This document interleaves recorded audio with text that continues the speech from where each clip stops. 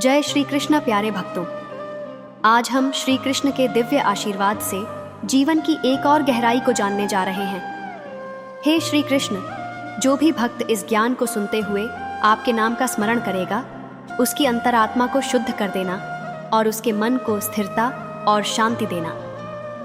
प्रिय साथियों, कमेंट में जय श्री कृष्ण अवश्य लिखें। यह आपके और श्री कृष्ण के बीच के संबंध को और गहरा करेगा और आपके जीवन में एक नई ऊर्जा का संचार करेगा। अगर आप चाहते हैं कि यह दिव्य ज्ञान आपके जीवन में स्थायी शांति और आनंद लाए, तो वीडियो को लाइक कर दीजिए, चैनल को अभी सब्सक्राइब कर लीजिए और बेल आइकन दबा दीजिए, ताकि श्री कृष्ण का ज्ञान आपके जीवन में नियमित रूप से प्रवेश करता रहे। मोह और आसक्ति से मुक्ति का श्री कृष्ण ज्ञान। भगवान श्री कृष्ण ने गीता में कहा है, यदा संन्यस्यते सर्वे मनोगताः कामाः आत्मन्येवात्मना तुष्टः स्थित प्रज्ञस्तदोच्यते। अर्थात जब मन में उठने वाली सभी इच्छाएं शांत हो जाती हैं और आत्मा अपने आप में तृप्त हो जाती है, तब मनुष्य स्थित प्रज्ञ अर्थात स्थिर बुद्धि वाला बन जाता है। मोह और आसक्ति मनुष्य के सबसे बड़े बंधन हैं। हम संसार में हर वस्तु, हर व्यक्ति और हर परिस्थिति से आसक्ति जोड़ लेते हैं। हमें लगता है कि यह वस्तु, यह व्यक्ति या यह स्थिति हमें सुख देगी, और जब वह वस्तु छिन जाती है, वह व्यक्ति हमें छोड़ जाता है या परिस्थिति बदल जाती है, तब हमें गहरा दुख होता है। श्री कृष्ण कहते हैं कि संसार में कुछ भी स्थायी नहीं है। यह संसार परिवर्तनशील है। यहाँ हर वस्तु, हर संबंध और हर स्थिति एक समय के बाद बदल जाती है। जो आज हमारे पास है, वह कल नहीं रहेगा, और इस सच्चाई को स्वीकार करना ही आत्मज्ञान की पहली सीढ़ी है। जब हम किसी वस्तु या व्यक्ति से आसक्ति जोड़ते हैं, तब हम उस पर अपनी खुशी और दुख को निर्भर कर देते हैं, और जब वह हमारे अनुसार नहीं होता, तब हम दुखी हो जाते हैं। श्री कृष्ण कहते हैं कि सच्चा सुख किसी व्यक्ति, वस्तु या परिस्थिति में नहीं, बल्कि हमारे भीतर है। मोह और आसक्ति हमें अपने वास्तविक स्वरूप से दूर कर देती है। हम स्वयं को शरीर, नाम और संबंधों में ही सीमित मान लेते हैं, लेकिन श्री कृष्ण कहते हैं कि हमारा वास्तविक स्वरूप आत्मा है, जो नित्य है, शाश्वत है और अजर अमर है। आत्मा किसी भी परिवर्तन से प्रभावित नहीं होती। जो इस सत्य को जान लेता है, वह मोह और आसक्ति से मुक्त हो जाता है। मोह का अर्थ है किसी वस्तु या व्यक्ति से इतनी प्रबल इच्छा रखना कि उसके बिना जीवन अधूरा लगे। श्री कृष्ण हमें सिखाते हैं कि यह संसार एक यात्रा है। यहाँ हर व्यक्ति एक पथिक है। हमें प्रेम अवश्य करना चाहिए, लेकिन आसक्ति नहीं रखनी चाहिए। प्रेम में स्वतंत्रता होती है, जबकि आसक्ति में बंधन। जब हम किसी व्यक्ति से प्रेम करते हैं और उसकी भलाई के लिए प्रार्थना करते हैं, तब वह शुद्ध प्रेम होता है। लेकिन जब हम चाहते हैं कि वह व्यक्ति हमारी अपेक्षाओं के अनुसार व्यवहार करे, और जब वह ऐसा नहीं करता, तब हमें क्रोध और दुख होता है। यही मोह का रूप है। श्री कृष्ण कहते हैं कि संसार में रहते हुए भी मोह और आसक्ति से मुक्त रहना संभव है। जैसे कमल का फूल पानी में रहकर भी गीला नहीं होता, वैसे ही हमें अपने कर्तव्यों का पालन करते हुए, प्रेम करते हुए, सभी के साथ रहते हुए भी उनके प्रति आसक्ति नहीं रखनी चाहिए। मुक्ति का अर्थ संसार से भाग जाना नहीं है, बल्कि संसार में रहते हुए उसमें बंधे बिना जीना है। जब हम समझ जाते हैं कि यह संसार एक नाट्य मंच है और हर व्यक्ति अपनी भूमिका निभा रहा है, तब हम किसी भी स्थिति में शांत रहना सीख जाते हैं। श्री कृष्ण हमें सिखाते हैं कि मोह और आसक्ति से मुक्ति पाने के लिए भक्ति और ध्यान का अभ्यास करना चाहिए। जब मन श्री कृष्ण में लग जाता है, तब धीरे धीरे मन की चंचलता समाप्त होती है। जब हम श्री कृष्ण के नाम का स्मरण करते हैं, तब हमारे भीतर शांति और स्थिरता आने लगती है। जो व्यक्ति मोह और आसक्ति से मुक्त होता है, वही सच्चे अर्थों में स्वतंत्र होता है। वह किसी भी परिस्थिति में अपने भीतर प्रसन्नता का अनुभव करता है।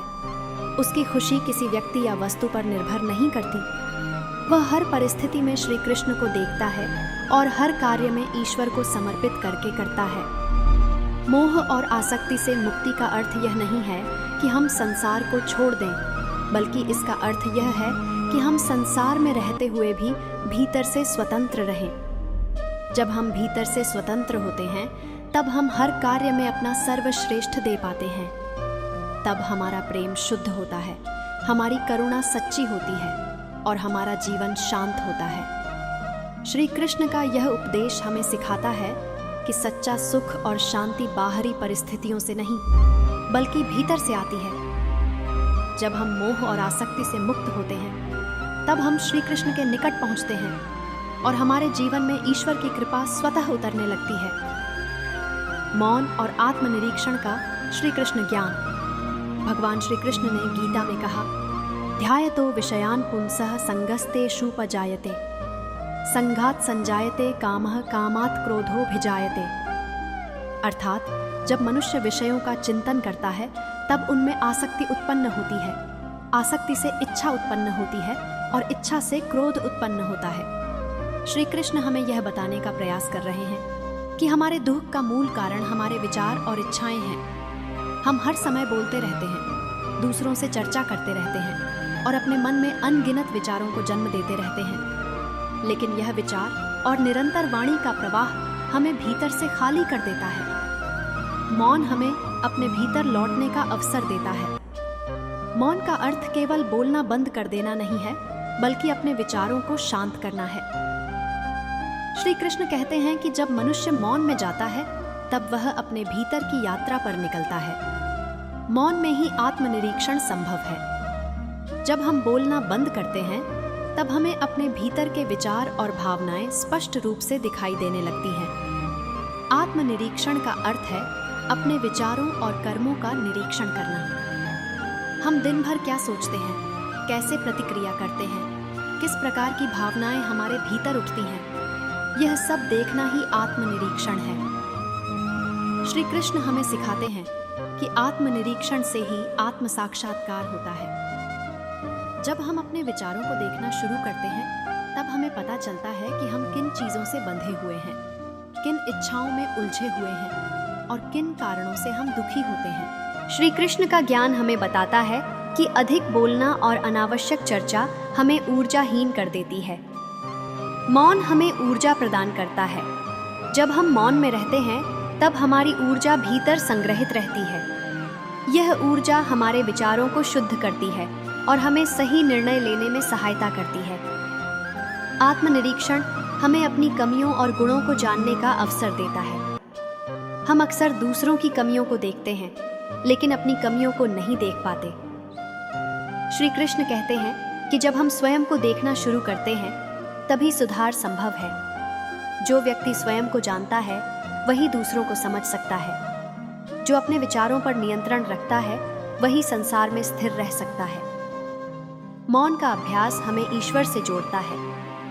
जब हम मौन में रहते हैं और श्री कृष्ण का नाम स्मरण करते हैं तब हमारे भीतर एक दिव्य शक्ति का संचार होता है। हमें ऐसा अनुभव होता है जैसे श्री कृष्ण हमारे हृदय में विराजमान हैं और हमें मार्गदर्शन कर रहे हैं। श्री कृष्ण ने गीता में कहा है, उद्रेदात्मनात्मानं नात्मानं वसादयेत् आत्मैव ह्यात्मनो बंधुरात्मैव रिपुरात्मनः।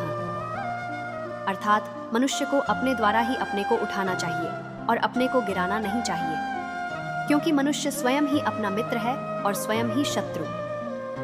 आत्मनिरीक्षण हमें यह समझने में मदद करता है कि हम अपने विचारों और भावनाओं से कैसे अपने लिए बाधाएं खड़ी करते हैं। जब हम भीतर की यात्रा करते हैं तब हम उन गलतियों को देख पाते हैं जो हमें बार बार गिराती हैं, और जब हम उन्हें पहचान लेते हैं तब उन्हें बदलना संभव हो जाता है। श्री कृष्ण हमें यह सिखाते हैं कि संसार का शोर हमें सच्चाई से दूर कर देता है। मौन हमें सच्चाई से जोड़ता है। आत्मनिरीक्षण हमें अपनी आत्मा की ओर ले जाता है और आत्मा में ही ईश्वर का निवास है। जो व्यक्ति मौन में आत्मनिरीक्षण करता है वही सच्चा साधक है, वही श्री कृष्ण का प्रिय भक्त है। यदि हम हर दिन कुछ समय मौन में बिताएं और आत्मनिरीक्षण करें तो हमारे जीवन में शांति और स्पष्टता आएगी। हमें अपने जीवन का उद्देश्य समझ में आएगा। हमें यह जानने में सहायता मिलेगी कि हमें किस दिशा में जाना है और किस दिशा से बचना है। श्री कृष्ण का यह उपदेश हमें सिखाता है कि मौन और आत्मनिरीक्षण से ही जीवन में स्थिरता, शांति और दिव्यता आती है। जब हम अपने भीतर उतरते हैं तब हम ईश्वर के निकट पहुंचते हैं और यही जीवन का सर्वोच्च उद्देश्य है, ईश्वर से एक होना, संकट में धैर्य और श्री कृष्ण का सहारा। श्री कृष्ण कहते हैं, अनित्यम असुखम लोकम इमं प्राप्य भजस्व माम, अर्थात यह संसार अनित्य और असुखद है, इसलिए तू मेरा भजन कर। जीवन में संकट आना निश्चित है। कोई भी व्यक्ति ऐसा नहीं जो कष्ट, पीड़ा और संघर्ष से बच सके, लेकिन श्री कृष्ण हमें सिखाते हैं कि संकट से भागना समाधान नहीं है, बल्कि उसमें धैर्य रखते हुए उसका सामना कर आगे बढ़ना ही जीवन का मार्ग है। जब अर्जुन युद्ध भूमि में अपने सगे संबंधियों को देखकर विचलित हुआ, उसका शरीर कांपने लगा, उसका गला सूख गया और उसने अपने धनुष को नीचे रख दिया। तब श्री कृष्ण ने उसे समझाया कि जीवन में हर परिस्थिति में धैर्य और साहस आवश्यक है। उन्होंने कहा, क्लैब्यम मां स्मगमः पार्थ नैतत्त्वयुपपद्यते, अर्थात हे पार्थ, तुझे यह कायरता शोभा नहीं देती। संकट में धैर्य वही रख सकता है जो श्री कृष्ण में विश्वास रखता है, क्योंकि जब हमें यह विश्वास होता है कि हर परिस्थिति ईश्वर की योजना का भाग है, तब हमें भय नहीं लगता। हम यह समझ पाते हैं कि हर संकट हमें कुछ सिखाने आता है, हमें मजबूत बनाने आता है। हम देखते हैं कि जब हमें कोई कठिनाई आती है तो हम विचलित हो जाते हैं, हमारा मन घबरा जाता है, हम भविष्य की चिंता में डूब जाते हैं। लेकिन श्री कृष्ण हमें सिखाते हैं कि वर्तमान में रहो, अपने कर्म पर ध्यान दो और परिणाम को ईश्वर पर छोड़ दो। यही संकट में धैर्य का मार्ग है। श्री कृष्ण का नाम स्मरण हमें संकट में स्थिर रखता है। जब मन में डर और चिंता बढ़ने लगे, तब गहरी सांस ले और AUM श्री कृष्णाय नमः का जप करें। यह मंत्र हमारे मन को शांत कर देता है और हमें साहस प्रदान करता है। धैर्य का अर्थ है परिस्थिति चाहे जैसी भी हो, उसमें विचलित न होना। इसका अर्थ है अपनी मानसिक स्थिरता बनाए रखना। जैसे समुद्र की गहराई में लहरें नहीं होती, वैसे ही धैर्य रखने वाला व्यक्ति बाहर की हलचलों से प्रभावित नहीं होता। श्री कृष्ण हमें सिखाते हैं कि संकट में भी अपने कर्तव्य से पीछे नहीं हटना चाहिए। जैसे अर्जुन को युद्ध करना पड़ा, वैसे ही हमें भी जीवन के संघर्षों का सामना करना पड़ता है, लेकिन हमें अपने कर्तव्यों का पालन करते हुए श्री कृष्ण का नाम स्मरण करते रहना है। हमारे जीवन में आने वाली कठिनाइयां हमारे भीतर की छिपी शक्तियों को बाहर लाने का माध्यम है। जब हम कठिन समय में धैर्य रखते हैं, तब हमें अपनी आत्मा की शक्ति का अनुभव होता है।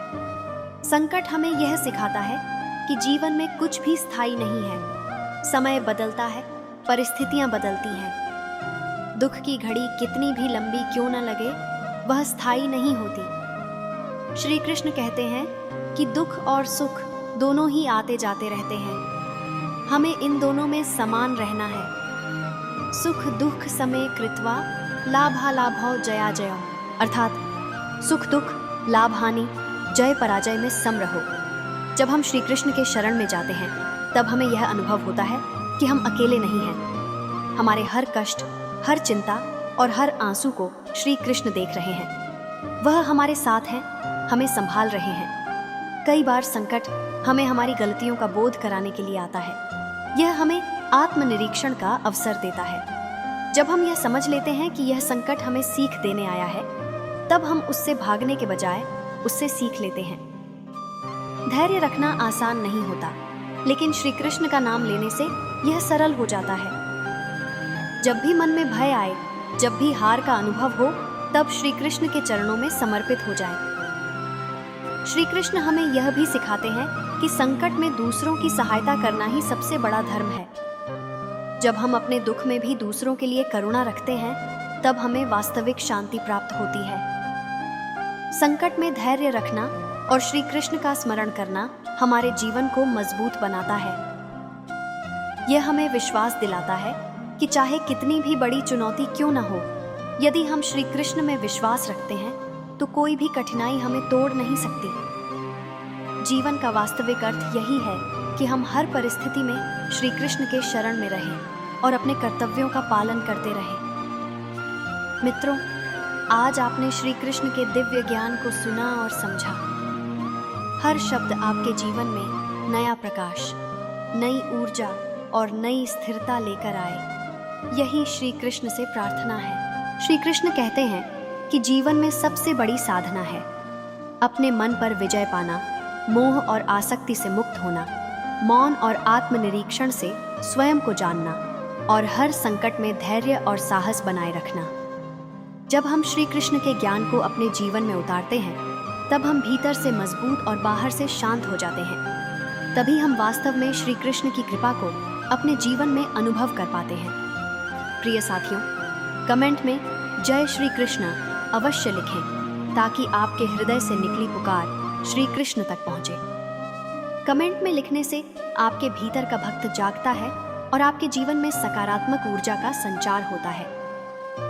अगर आप चाहते हैं कि यह दिव्य ज्ञान आपके जीवन में स्थायी शांति, स्थिरता और आनंद लाए, तो अभी इस वीडियो को लाइक कर दीजिए, चैनल को सब्सक्राइब कर लीजिए और बेल आइकन दबा दीजिए ताकि जब भी श्री कृष्ण का अगला दिव्य ज्ञान आए, वह सबसे पहले आप तक पहुंचे और आपके जीवन में सतत बदलाव लाता रहे।